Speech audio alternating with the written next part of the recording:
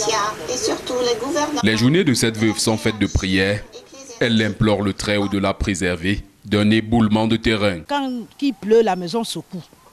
Et quand ça baisse, je sors, je pars me réfugier quelque part. Une partie de sa maison, située au quartier Banengoville B à Bafoussam, est déjà détruite. Mais à chaque pluie, la peur de se voir ensevelie est grande.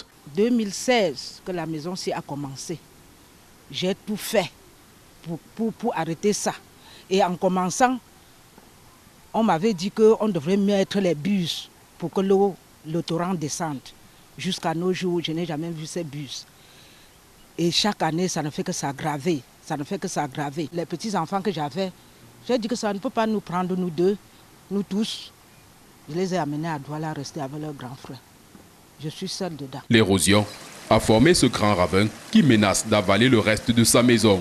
La peur habite également les autres habitants de ce quartier. Vous voyez, les enfants n'arrivent pas, même pour passer, pour aller à l'école. Pas moyen. Nous-mêmes, qu'on est les habitants ici, pas moyen. Même des enfants de 10 ans, même ils arrivent ici, on vient seulement les porter pour passer.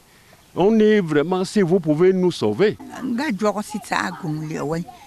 Je passe mes journées ici, à chasser les enfants, avec ma canne, de peur qu'ils ne tombent dans le ravin. Si l'autorité peut avoir pitié de nous. Moi-même, je marche à présent qu'avec une canne. Donc, je ne m'hasarde plus à traverser la route.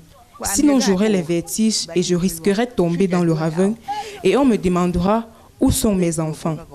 Je vous implore à aider les tout-petits là qui passent leur journée ici à jouer au ballon, qui se retrouvent dans le ravin. Ce sont eux qui ont ramené toute cette terre dans le ravin en s'amusant comme s'ils conduisaient une voiture.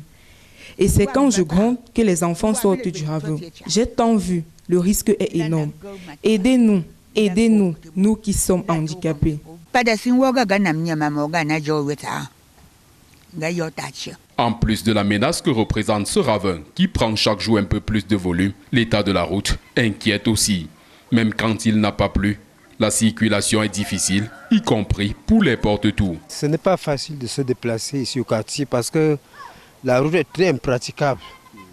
On n'arrive pas à marcher, la boue, même le pouce n'arrive même pas. Nous sommes vraiment gênés car on n'arrive pas à passer avec les véhicules. La route est vraiment gâtée, on ne se sent pas bien. Les habitants de ce quartier invitent les autorités à se pencher sur leur calvaire, mais également le Saint-Esprit pour les sauver de la catastrophe qui se dessine.